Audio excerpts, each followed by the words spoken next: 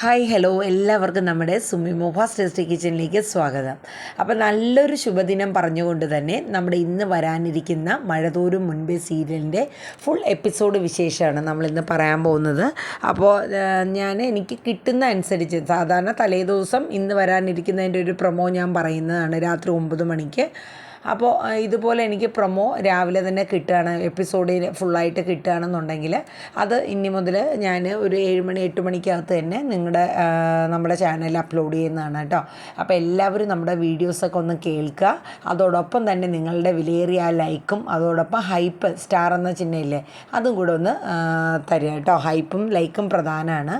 പിന്നെ നിങ്ങളുടെ അഭിപ്രായങ്ങൾ കമൻറ്റ് ബോക്സിൽ രേഖപ്പെടുത്തുക. അപ്പോൾ നല്ലൊരു ശുഭദിനം പറഞ്ഞുകൊണ്ട് തന്നെ നമ്മുടെ മഴതോരും മുമ്പ് സീരിയലിൻ്റെ ഇന്നത്തെ വിശേഷത്തിലോട്ട് കിടക്കാം. അപ്പോൾ നമ്മുടെ മനുശങ്കർ നമ്മുടെ ശിവശങ്കരനും നമ്മുടെ ഗംഗാധരനും ഒപ്പം ഹോസ്പിറ്റലിൽ വൈജയന്തിയെ കാണാൻ പോയല്ലോ.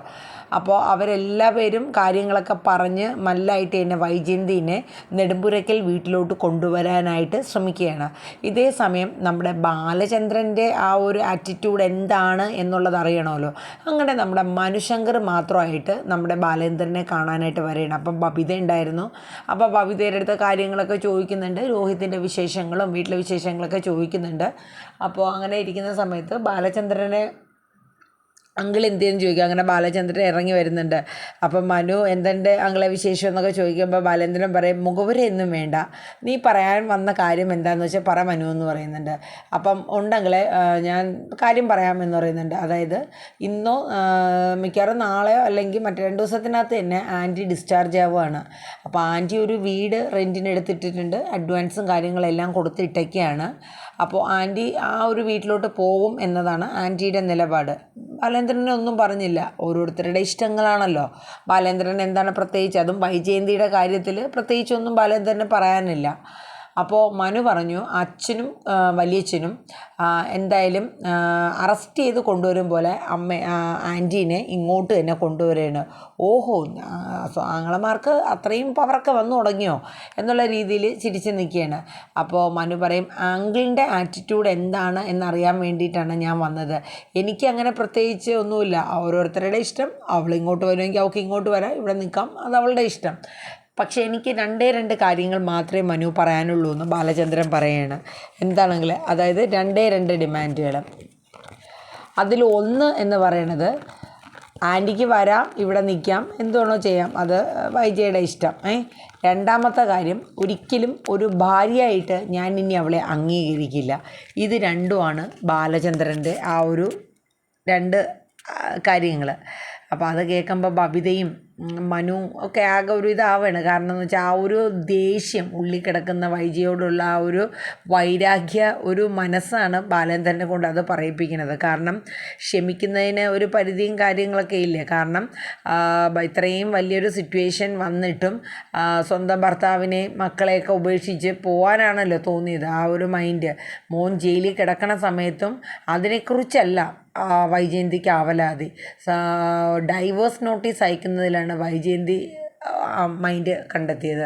അപ്പം അങ്ങനെയുള്ള ഒരു വ്യക്തിയോട് സ്വാഭാവികമായിട്ടും എത്രത്തോളം ഒരു ഇത് തോന്നും, അറ്റാച്ച്മെൻറ്റ് തോന്നും. അത് മാത്രമല്ല, ഉള്ളിൽ കിടക്കുന്ന ഒരു പക 20-22 വർഷത്തോളം തന്നെ കബളിപ്പിച്ച് ജീവിതത്തിൽ സ്വന്തം ഭാര്യയായിട്ട് കഴിഞ്ഞിട്ടും ഒരുത്തൻ്റെ കൂടെ കഴിഞ്ഞ് അതിലൊരു കുഞ്ഞുണ്ടായി എന്നൊരു കാര്യം മറച്ചു വെച്ചത് ഏറ്റവും വലിയ തെറ്റായിരുന്നു. അത് ബാലചന്ദ്രന് ഒരിക്കലും അംഗീകരിക്കാൻ പറ്റാത്തൊരു കാര്യം തന്നെയാണ്. അതിൻ്റെ ഇടയിലാണ് ഇത്രയും കാര്യങ്ങളും കൂടെയൊക്കെ വന്നത്. അപ്പോൾ ഇതെല്ലാം കൂടെ ആ ഒരു മനുഷ്യൻ താങ്ങി അത് മുന്നോട്ട് പോവുകയെന്ന് പറയുമ്പോൾ അതൊരു വലിയ കാര്യം തന്നെയാണ് അല്ലേ. തരണം ചെയ്ത് മുന്നോട്ട് പോവുക എന്ന് പറയുന്നത്.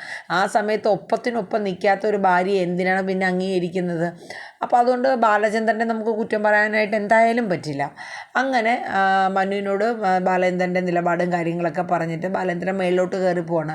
ആ സമയം ബബിതയും മനുവും കുറേ കാര്യങ്ങൾ സംസാരിച്ചുകൊണ്ടിരിക്കുമ്പോൾ നമ്മുടെ അലീന തുണിയൊക്കെ അലക്ക് കഴിഞ്ഞ് വരികയാണ്. അപ്പോൾ നിന്നെ കാണാനില്ലായിരുന്നല്ലോ, എവിടെയായിരുന്നു എന്നൊക്കെ ചോദിച്ച് മനു വിശേഷങ്ങളൊക്കെ ചോദിച്ചിട്ട് മനു എനിക്ക് കുറച്ച് കാര്യങ്ങൾ പറയണമെന്ന് പറയുമ്പോൾ ബബിത അവിടെ നിന്ന് എഴുന്നേറ്റ് പോകാൻ നിൽക്കും കേട്ടോ. അപ്പോൾ മനു പറയും, നീയും കൂടെ ഇരിക്കും, നീയും കൂടെ കേൾക്കേണ്ട കാര്യമാണെന്ന് പറയും. അങ്ങനെ മനു കാര്യങ്ങൾ പറയുന്നത്, അതായത് അതായത് ആൻറ്റി നാളെ ഡിസ്ചാർജായി ഇങ്ങോട്ട് വരികയാണ്. അപ്പം അലീന പറയും ഇങ്ങോട്ട് വരുമോ മനുവേട്ടാ? ആ വരും എന്ന് പറയുന്നുണ്ട്. പക്ഷെ വരുമ്പോൾ ചില കാര്യങ്ങളുണ്ട്. അതായത് നിങ്ങൾ 4 പേര്, അതായത് അലീന, ബബിത, രോഹിത്, കൃഷ്ണ, നിങ്ങൾ 4 പേരും ഒറ്റക്കെട്ടായിട്ട് നിൽക്കുകയാണെന്നുണ്ടെങ്കിൽ ഈ കുടുംബം ഛിന്ന ഭിന്നമായി പോകാണ്ട് ഒരുമിച്ച് കോർത്തെടുക്കാൻ പറ്റും. അത് നിങ്ങളുടെ 4 പേരുടെയും കയ്യിലാണ്. അപ്പോൾ ബബിത അതിന് തയ്യാറാണോ എന്ന് ചോദിച്ചു. അപ്പോൾ നമ്മുടെ അലീന പറയും എന്തായാലും മനുവേട്ട എന്നെക്കൊണ്ട് എത്രത്തോളം ക്ഷമിച്ച് നിൽക്കാൻ പറ്റുമോ ഞാൻ അത്രയും ക്ഷമിച്ച് നിന്നോളാം.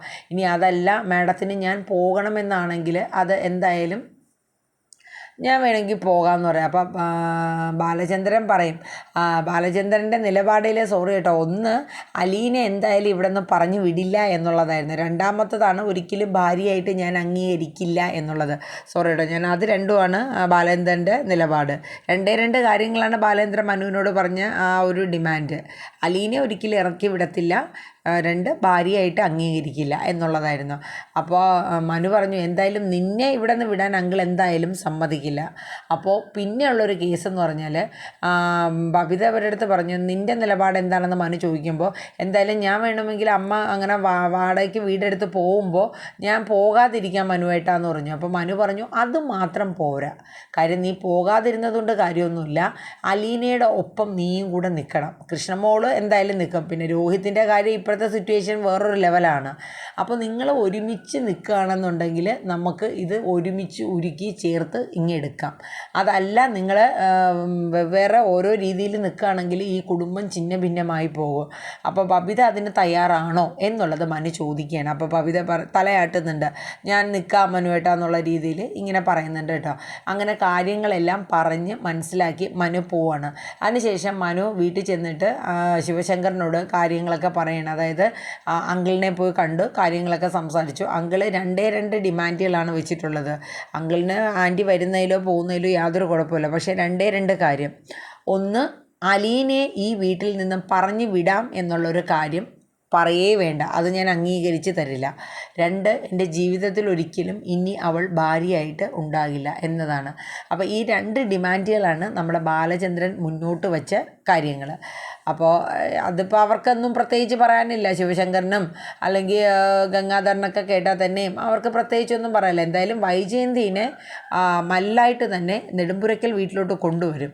ഇതേ സമയം ഹോസ്പിറ്റലിൽ ഫിസിയോതെറാപ്പിയൊക്കെ കഴിഞ്ഞ് പ്ലാസ്റ്ററൊക്കെ വെട്ടി ഫിസിയോതെറാപ്പിയൊക്കെ ചെയ്ത് നമ്മുടെ വൈജ പതിയെ പിച്ച വെച്ച് നടക്കുന്ന പോലെയൊക്കെ നടക്കുകയാണ്. അപ്പോൾ സിസ്റ്റർ പിടിക്കുന്നുണ്ട്. അപ്പോൾ സിസ്റ്റർ പിടിച്ചപ്പോൾ വൈജയന്തി പറഞ്ഞു വേണ്ട. അപ്പോൾ കട്ടിലേന്ന് നിന്ന് എഴുന്നേറ്റൊക്കെ 2-3 സ്റ്റെപ്പൊക്കെ വെക്കുന്നുണ്ട്. അപ്പോൾ നീ ഇനി പിടിക്കേണ്ടെന്ന് സിസ്റ്ററിൻ്റെ അടുത്ത് പറയണം. കാരണം ഞാൻ ഇനി വീട്ടിൽ ചെന്നാലും നീ കൂടെ ഉണ്ടാവില്ലല്ലോ സിസ്റ്റർ, അതുകൊണ്ട് നീ പിടിക്കണ്ട, ഞാൻ ഉഷ പിടിക്കണ്ടെന്ന് പറയും. ഉഷ എന്നാണ് ആ സിസ്റ്ററുടെ പേര്. ഞാൻ താനെ നടന്ന് ശീലിക്കട്ടെ, ഇനിയിപ്പോൾ അതല്ലേ പറ്റുള്ളൂ എന്ന് പറഞ്ഞ് ഒറ്റയ്ക്ക് നടന്നുകൊണ്ടിരിക്കണം. ആ സമയത്താണ് നമ്മുടെ ബ്രോക്കർ ആശാൻ വരുന്നത്. അപ്പോൾ സിസ്റ്റർ ഉഷേനെ അങ്ങ് പൊക്കോളം പറഞ്ഞിട്ട് വൈജയന്തി സംസാരിക്കണേ എന്താണ് ഞാൻ പറഞ്ഞ കാര്യങ്ങളൊക്കെ. എന്തായാലും പറഞ്ഞ കാര്യങ്ങളൊക്കെ വെടിപ്പായിട്ട് ഞാൻ ചെയ്തിട്ടുണ്ട് മേഡം. എന്തായാലും മേഡം ഇത്ര വേഗം നടക്കുമെന്ന് കരുതിയില്ല. കഴിഞ്ഞ പ്രാവശ്യം വന്നപ്പോൾ കിടപ്പിലായിരുന്നല്ലോ. എന്തായാലും മുറിച്ചിട്ടാൽ ഒന്നാവും, അതായത് 2ആയിട്ട് മുറിച്ചാൽ ഒന്നാവും എന്നുള്ള കണക്കാണല്ലോ. വൈജയന്തിക്ക് ആ ഒരു പൊരുളൊന്നും അത്ര ഇഷ്ടപ്പെട്ടില്ല. അതെ താൻ പറഞ്ഞ കാര്യങ്ങളൊക്കെ എന്തായി, എല്ലാം ഓക്കെ എന്ന് പറഞ്ഞിട്ട് പോക്കറ്റിൽ നിന്ന് വീടിൻ്റെ താക്കോലങ്ങ് എടുത്ത് കൊടുക്കുകയാണ്. അതായത് ഒരു വീട് അഡ്വാൻസ് കൊടുത്ത് ഇട്ടൊക്കെയാണല്ലോ വൈജ. അപ്പോൾ അതിൻ്റെ താക്കോലൊക്കെ എടുത്ത് കൊടുക്കുകയാണ്. ഓക്കെ, അപ്പോൾ ഒറ്റയ്ക്കാണോ മേഡം അതോ ഭർത്താവും മക്കളൊക്കെ ഉണ്ടാവോ? അതെന്താ ഒറ്റയ്ക്ക് താമസിക്കാൻ പാടില്ല എന്ന് പോലെ എഗ്രിമെൻറ്റിൽ എഴുതിയിട്ടുണ്ടോ എന്ന് ചോദിക്കും. താൻ എന്തായാലും പൊക്കോ, ആവശ്യം എന്തെങ്കിലും ഉണ്ടെങ്കിൽ വിളിക്കാമെന്ന് പറഞ്ഞിട്ട് വൈജയന്തി മാറ്റി വിടുകയാണ് കേട്ടോ. അയാളെ ജീവനും കൊണ്ട് പോയാണെങ്കിൽ പോയി. അത് കഴിഞ്ഞ് പിന്നെ കാണിക്കുന്നത് നമ്മുടെ അലീനയും നമ്മുടെ കൃഷ്ണമോളും കൂടെ രോഹിത്തിൻ്റെ റൂമിലോട്ട് വരെയാണ്. സാധാരണ രോഹിത്തിൻ്റെ റൂമിൽ ചെന്ന് കഴിഞ്ഞാൽ ഈ തട്ടോട് തട്ടി കുറേ കഴിയുമ്പോൾ ദേഷ്യപ്പെട്ട് തുറക്കും. ഇപ്പോൾ എന്തായാലും ലോക്കും കാര്യങ്ങളൊക്കെ മാറ്റിയതുകൊണ്ട് തുറന്നങ്ങ് കയറാം. അങ്ങനെ കൃഷ്ണമോളും അലീനയും കൂടെ ചെന്നപ്പോൾ ആ തലേ ദിവസം എടുത്തു വെച്ചിരുന്ന ഭക്ഷണങ്ങളൊന്നും കഴിച്ചിട്ടില്ല. അങ്ങനെ കൃഷ്ണമോളോട് പറഞ്ഞു മോൾ ഇതുകൊണ്ട് താഴെ കൊണ്ടുവച്ച് തണുത്തു പോയില്ലേ എന്ന് പറയാം. എന്നിട്ട് അലീന രോഹിത്തിനെ ഒന്ന് തൊട്ട് നോക്കും, വല്ലാത്തൊരു ഉറക്കം. തൊട്ട് നോക്കുമ്പോൾ തീ പൊള്ളുന്ന കണക്ക് പൊള്ളാണ്. അലീന കൈ വെച്ച് നെറ്റിയിൽ നോക്കി, അപ്പോഴേക്കും അലീനയുടെ കൈയൊക്കെ അങ്ങ് തട്ടി മാറ്റിയിട്ടുണ്ട് കേട്ടോ.